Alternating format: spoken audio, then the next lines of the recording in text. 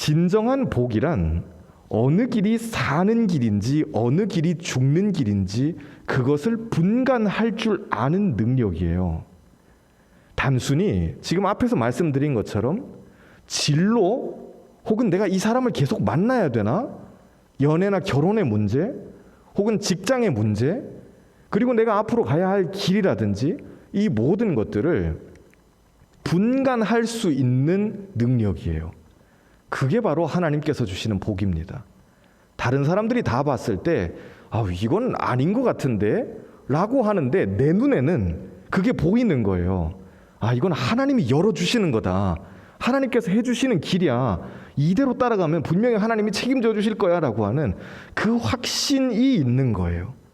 반대로 모든 사람들이 야 이거 하면은 망해 안 돼 라고 하는데 내가 봤었을 때 그 길은 잘 될 것 같은데 혹은 반대로 모든 사람들이 다 그 길을 쫓아가려고 하고 그 길을 선호하고 어떻게 해서는 좀 이 길로 가보려고 그러고 붙여보려고 그러고 줄을 좀 대보려고 그러고 난리치고 있는데 내가 봤을 때 저거 갔다가 큰일 날 텐데 라고 분간이 되는 그 안목이 바로 복이에요.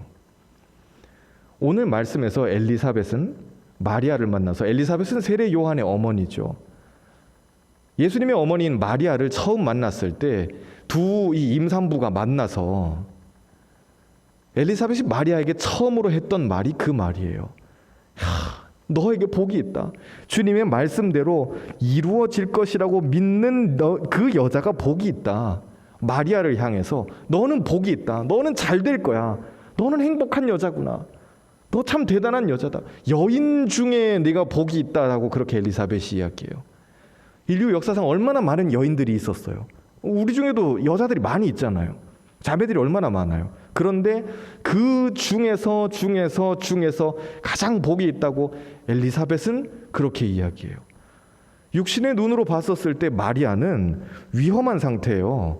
결혼하지도 않았는데 누구의 아이인지도 모르는 아이를 가지고 있는 불륜 혐의자일 뿐이에요. 그냥 냉정하게 봤을 때 그렇지 않나요? 그러면 우리가 일반적인 안목으로 봤었을 때 그런 사람하고는 괜히 가까이 했다가 나까지도 2000년 전에 이때 같으면은 괜히 가까이 하면 안 되는 거예요. 돌로 맞을 때, 마리아가 돌로 맞을 때 나까지도 엮여가지고 같이 돌 맞을 수도 있는 거기 때문에 친하게 지내면 안 되는 거거든요. 그런데 엘리사벳은 우리 모두의 이런 일반적인 안목을 부수고 너는 복이 있다. 하나님이 너를 지켜주실 것이다. 너를 통해서 위대한 일을 하실 것이다 라고 그렇게 이야기해요. 그 엘리사벳의 안목이 열릴 수 있었던 이유를 누가는 41절에서 성령의 충만함을 받아라고 그렇게 이야기하고 있어요. 우리 좌우에 있는 형제 자매들 이렇게 한번 축복합시다. 성령 충만합시다. 아멘. 새해에는 여러분 모두 성령 충만하길 바랍니다. 성령의 임재를 사모하는 교회라고 표 붙여놓고 그 다음에 어떻게 한다고요? 말씀과 기도예요. 아무리 생각해도 참 기가 막혀요. 성령의 임재를 사모해요. 그런데 우리에게 왕도는 뭐예요? 말씀 보면서 성령 받는 것이고 기도하면서 성령 받는 거예요. 큐티하면서 성령님의 음성을 듣는 거예요. 우리 매일 큐티도 여러분 많이 올려주세요. 맨날 규일이만 외롭게 올리지 말고 매일 큐티 많이 해주세요. 큐티 하셔야 돼요. 그런데 그 큐티 하면서 우리가 하나님 만나는 거예요. 엘리사벳이 마리아를 가리켜서 넌 여인 중에 복이 있다라고 외칠 수 있었던 그 이유는 성령의 충만함을 받았기 때문에 가능한 거예요. 우리 공동체를 봤었을 때 우리 공동체가 무슨 소망이 있을까? 우리는 어떻게 해야 되지? 잘 몰라요. 모를 수 있죠. 우리에게 뭐가 있어요? 사실 없거든요. 우리에겐 이 힘이 있죠. 우리에겐 어벤져스의 헐크가 있다면 우리한테는 이 힘이 있어요. 그렇죠? 오케이. 아무도 동조를 안 하는 거 보니까 여러분 힘이 얼마나 열심히 하는지 몰라요. 힘이랑 지난주에 만나가지고 이제 이런저런 이야기를 하면서 지호도 그때 같이 있었는데 그런 꿈을 꿨어요. 우리 공동체가 부흥하려면은 하나님께서 주시는 부흥을 체험하기 위해서는 뭘 해야 될까? 계속 우리가 이 자리에 지키고 있으면서 고등부에서 올라오는 인원만 냅죽냅죽 받아먹으면서 그러고 있어야 될까요? 아니에요. 지금 올라온 친구들 너무 귀하고 참 사랑스러워요. 우리 새내기들 축복합니다. 특별히 새내기들 올라오는 것만 기다리고 있을 수 없어요. 우리는 좀 더 공격적으로 나가야 돼요. 얼마나 우리는 알짜배기 땅을 차지하고 있는지 몰라요. 우리 뒷산에는 동국대가 있고 우리 앞쪽에는 한양대가 있잖아요. 이런 좋은 자리를 끼고 있으면서 부흥을 못한다는 건 그건 말이 안 돼요. 매년 양쪽 학교에서 한 5명씩만 데리고 와도 어려워요, 여러분? 한양대에서 5명 데리고 오는 게 되게 어려운 일일까요? 그건 아닐 거예요. 동국대에서 매년 들어오는 신입생들, 지방에서 올라오는 친구들도 있을 거 아니에요. 동국대가 뭐 학장이 스님이라고 하지만 그 중에 크리스찬이 없겠어요? 있을 거잖아요. 아, 어디 가지? 신일교회 가야 되나? 뭐 이렇게 두리번 하고 있을 때 우리는 신당중앙교회가 여기 버티고 있으니까 야, 거긴 청년 예배가 참 좋다더라 라는 그런 홍보만 된다면은 한 5명씩만이라도, 그럼 매년 10명씩 새 친구들이 들어온다면 우리 공동체 분위기가 어떻게 변하겠어요? 매년 10명이에요. 별로 많은 숫자가 아니에요. 그런데 그 다음부터는 하나님이 하셔요. 그걸 해보자는 거예요. 성령의 눈으로 봤었을 때, 성령께서 주신 안목으로 봤었을 때 우리 공동체는 가능성이 있어요. 여전히 싸워볼 만해요. 충분히 할 만해요. 여러분들 각자 개개인이 충분히 해볼 만한 사람들이에요. 믿고 맡겨볼 만한 사람들이라고요. 제 생각일까요? 하나님의 생각이에요. 내가 하나님 믿는 게 아니에요. 여러분 착각하시면 안 돼요. 믿음이라고 했었을 때 그것은 내가 하나님 믿는 것이 아니라 하나님이 나를 믿고 계시는구나, 이게 보이는 게 믿음이에요. 그러니까 그 믿음에 부응하기 위해서라도 아, 주님, 내가 부족하지만 뭐라도 좀 해보겠습니다 라고 응답하는 거죠. 내가 하나님 열심히 믿을게요. 그게 얼마나 알량해요. 우리의 믿음은 기분 좋으면 믿음이 좋은 것이고 기분 나쁜 믿음이 없는 거잖아요. 힘들면 잠수 타버리고 어쩌다 또 기분 좋으면 임원하고 그 다음에 교회 안 나오고, 이게 우리의 믿음 아니에요? 그걸 어떻게 믿음이라고 할 수 있어요? 우리는 이렇게 널뛰기를 하지만 주님께서는 여전히 우리를 믿고 계세요. 엘리사벳은 작은 사람이에요. 마리아도 보잘것없는 아가씨였어요. 그런데 주님께서 찾아가셔서 선택하시죠. 너희들을 통해서 내가 나의 일을 하겠다고 하나님이 픽하셔요. 여러분도 픽하신 줄로 믿습니다. 나는 뭐가 없는데요? 아니요. 우리의 컨디션은 별로 중요하지 않아요. 하나님께서 여러분을, 저와 여러분을 픽하셨다는 그 사실이 중요해요. 저에게는 그런 확신이 있어요. 여러분이 저를 봤을 때 제가 무슨 학력이 있어요? 가방끈이 긴 것 같아요? 목사님 뭐 공부는 많이 하셨겠지? 아니에요. 저도 가방끈 짧아요. 요즘 뭐 신학교 가면은 석사 박사들이 얼마나 많은데 국내에서 이제 박사한 거 가지고는 명함도 못 내밀어요. 부족한 목사를 위해서 기도해 주세요. 나중에 제가 찾아가면 여러분 맛있는 거 사주셔야 돼요. 그렇다고 지금 이 나이 때 어디 뭐 다른 걸 할 수 있는 것도 아니고, 그런데 잘 나가는 목사들은, 표현이 좀 그렇지만은 잘 나가는 목사들은 보면은 30대 중반이나 40대 되기 전에 벌써 자기의 전공 분야를 정해가지고 벌써 치고 나가거든요. 벌써 TV에 나와요. 벌써 SNS에 글을 올렸을 때 좋아요 눌리는 게 횟수가 틀려요. 불려다니는 이런 강의들이 달라요. 수련회에 불려다녀요. 세미나에 불려다녀요. 50대 때 그러는 게 아니에요. 벌써 30대 때 승부가 나버리는 거예요. 혹시 목회를 꿈꾸시는 분들이 있다면 참고하세요. 나는 좀 큰 목회를 해보고 싶다. 30대 때 승부를 보셔야 돼요. 그거 안 내면은 여러분 큰 목회 하기 힘들어요. 세상에서 이야기하는 큰 목회. 하나님 인정해 주시는 건 별개예요. 근데 저는 저를 봤을 때 아휴, 이거 어찌하나 싶은 생각이 드는데도 한편에서는 여전히 저를 믿고 계시는 하나님의 그 사랑이 보여요.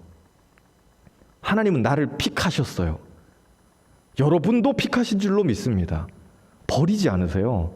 너는 왜 이렇게 못났냐? 모자랐냐? 너는 왜 이렇게 작냐? 그래서 버리지 않으세요. 엘리사벳을 선택하시고 마리아를 선택하셨는데 두 여인이, 성령 충만한 두 여인이 만나가지고 서로 할 수 있는 말이 뭐냐? 야, 너 참 너무 귀하다. 너 너무 사랑스럽다. 여인 중에 네가 복이 있다. 라고 서로 이야기하는 거예요. 저는 이 말씀을 보면서 야, 우리의 마을 모임이 좀 이랬으면 좋겠다라는 생각이 들었어요.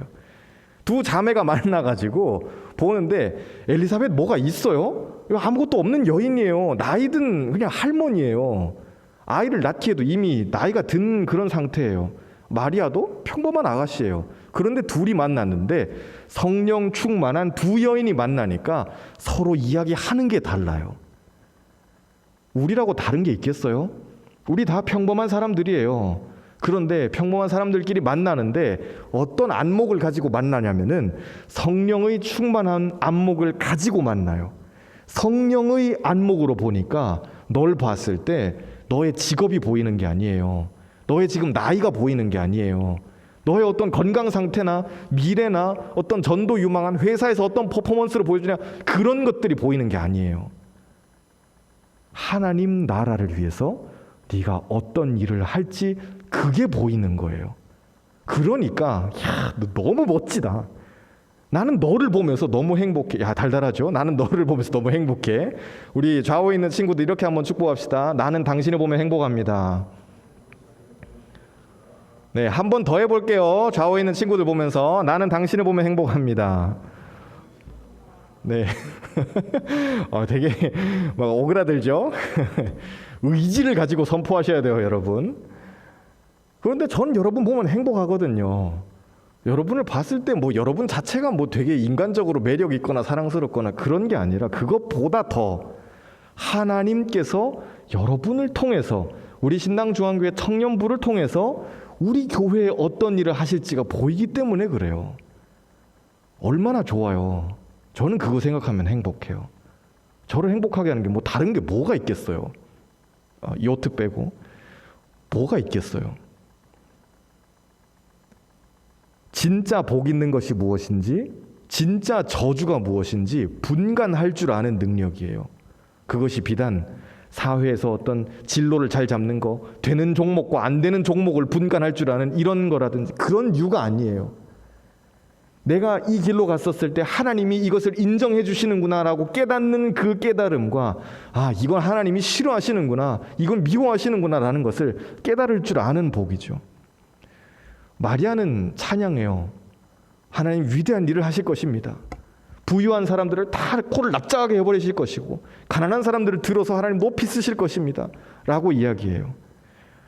그런데 이 일반적인 유대인들의 이해는 하나님께서 오셔서 우리에게 주시는 구원이라는 것은 유대 나라가 잘 되는 거예요.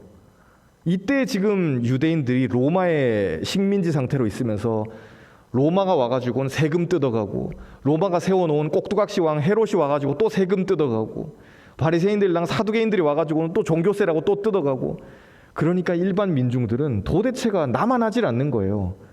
열심히 일해가지고 세금을 이중삼중으로 뜯기니까 남자건 여자건 할 것 없이 굉장히 지금 뿔이 많이 나 있는 상태였어요.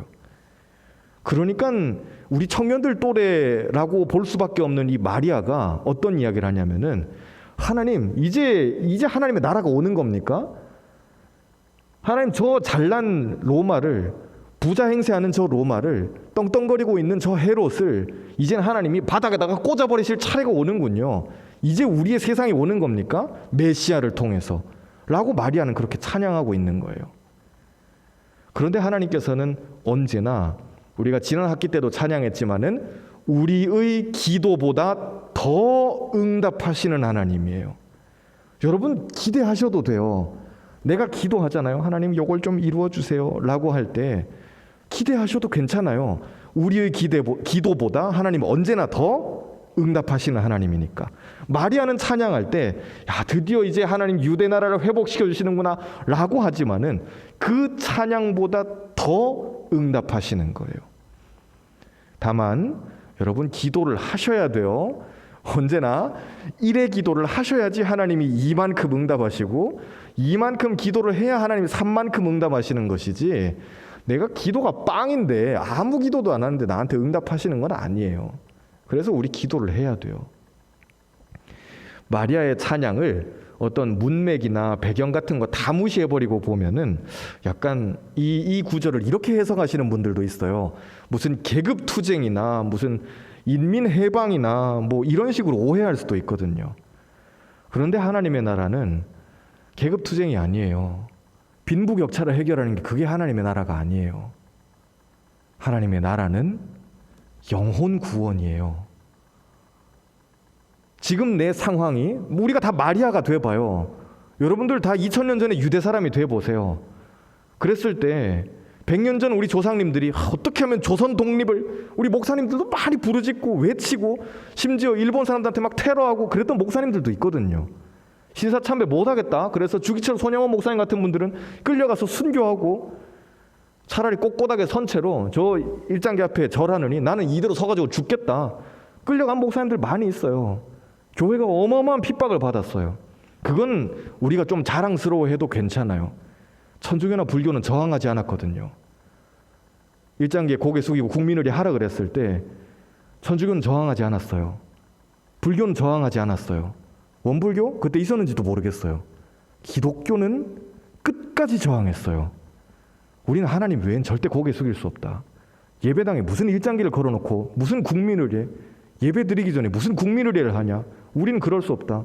라고 했던 목사님들 그대로 다 잡혀서 끌려 들어가서 얻어맞고 순교하고 그랬던 우리에겐 자랑스러운 역사가 있거든요. 그런데 그 모든 것들을 뛰어넘어서 그러면 그때 목사님들 그리고 그때 이 조선교회가 하나님 우리 독립하게 해주세요. 저 외놈들로부터 독립하게 해주세요. 얼마나 애타게 부르짖었겠어요. 그런 것처럼 마리아도 똑같이 하나님 우리 유대나라 독립하게 해주세요. 드디어 메시아가 오시는군요. 독립하게 해주세요. 그런데 그 기도보다 더 응답하시는 하나님이에요. 유대의 독립이 아니라 세상의 구원을 하나님은 말씀하셔요.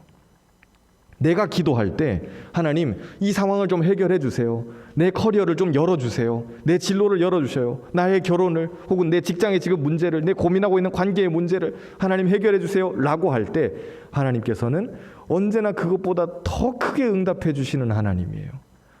그래서 여러분들이 기도할 때 그 기도보다 더 크게 응답하시는 하나님을 기대해도 좋다는 거예요. 우리가 찬양할 수 있는 이유는 빈부격차가 해방돼서 찬양하는 게 아니에요. 계급투쟁에서 승리해서 찬양하는 게 아니에요. 우리를 구원해 주셨기 때문에 찬양하는 거죠. 그럼 우리의 상황으로 연결시켜서 생각해 봤을 때 내 길을 열어주시면 찬양하는 거고 안 열어주시면 찬양 안 해요? 그럴 수는 없는 거잖아요. 그런데 우리가 찬양할 수 있는 유일한 이유는 무엇이냐면은 하나님 나를 구원해 주셔서 감사합니다. 성령께서 주시는 안목이 열렸을 때 하나님 날 구원해 주셔서 너무 감사해요. 내가 받은 이 구원을 귀한 것으로 여기고 다른 사람에게도 복음 전할 수 있게 해주시고 나같이 연약하고 작은 그 여자에게 복이 있다라고 했었을 때 이 2000년 전 유대 사회에서의 여인처럼 나 아무것도 아니고 나 가진 것도 없고 존재감도 없고 부족하고 멸시받고 무시당하던 나를 통해서 하나님이 큰 일을 하시니까 주님 감사합니다 라고 기도할 수 있는 것입니다. 여러분들 한 분 한 분이 다 가난한 마음을 가지시기를 바라요. 마태복음 5장에서 심령이 가난한 자는 복이 있다고 말씀하시죠. 복이 있다는 말씀이 오늘 우리 말씀하고 또 연결이 되잖아요. 내가 가난한 사람이 아니라고 생각한다면은 그 사람에게는 사실 도움이 필요하지 않아요. 이번에 설날 맞이해가지고 교회에서 떡국 세트를 포장해서 이제 어르신들한테 많이 보내드렸어요. 우리 교회뿐만 아니라 지역사회에 있는 이제 분들 그리고 쪽방촌에 사시는 분들 그리고 고시원에 있는 분들 많이 나눠드렸어요. 그런데 어떤 분들은 이거를 그 우체국 택배거든요. 그냥 우체국 택배예요. 거기에다가 떡국떡하고 그 다음에 사골곰탕면 맛있겠죠. 사골곰탕 그거 넣고 손세정제 넣고 교회 달력 넣고 목사님 친필 편지 쓰고 그렇게 해가지고는 400개인가 해서 보냈어요. 그런데 어떤 분들은 이걸 받고는 그냥 뭐 주시면 아유 감사합니다 하고 받으면 괜찮을 텐데 저는 괜찮습니다. 혹시 더 어려운 분이 있으면은 이분 주세요 라고 하시는 분들도 있었거든요.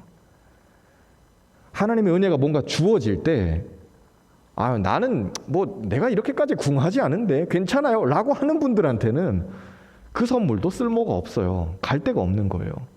하나님이 은혜를 주시는데 본인이 안 받겠다 그러면 그걸 어떻게 할 거예요? 강제로 먹일 거예요? 그래서 주님께서는 심령이 가난한 자가 복이 있다고 말씀하셔요. 주님, 저는 가난합니다. 하나님 앞에서 나는 가난합니다. 하나님 날 도와주시지 않으면 나는 죽을 수밖에 없어요. 나는 안 될 수밖에 없어요. 나 최선을 다하거든요. 나 열심히 공부해요. 나 열심히 일해요. 내 미래를 열기 위해서 이것저것 노력도 할 거예요. 그럼에도 불구하고 하나님이 도와주시지 않으면, 열어주시지 않으면 나는 죽을 수밖에 없어요. 나는 안 될 수밖에 없어요. 그러니 하나님 나를 도와주세요라고 겸손하게 가난한 마음으로 부르짖는 사람에게 복, 하나님이 주시는 구원의 은혜가 있다는 거죠. 그 여자도 마찬가지예요. 우리 모두가 다 수많은 마리아들이 되기를 바라요. 그 여자라고 했을 때 그 여자는 가난해요. 그 여자는 가진 게 없어요. 소유권이 없어요. 권력도 없어요. 발언권도 없어요. 남편의 재산일 뿐이에요. 2000년 전에 이 이스라엘 땅에서 살아가던 수많은 여인들이 그렇게 어려운 삶을 살았어요. 그런데 그 모든 조건들, 그 컨디션들을 다 역전시켜 버리시는 하나님의 은혜가 분명히 있어요. 저도 여러분도 주님, 나는 아무것도 아닙니다. 하나님 도와주시지 않으면 안 돼요 라고 외칠 때 그때 주시는 복이 있다라는 겁니다. 사랑하는 여러분 한 분 한 분이 또 한 주 동안 살아가시면서 주님, 내 길을 열어주세요. 내 기도를 들어주세요. 하나님 도와주셔야 돼요. 그렇게 외치면서 하나님께 응답받고 더 많은 기도 응답을 받으시는 그런 한 주 되기를 주님의 이름으로 축복합니다. 우리 같이 기도하겠습니다.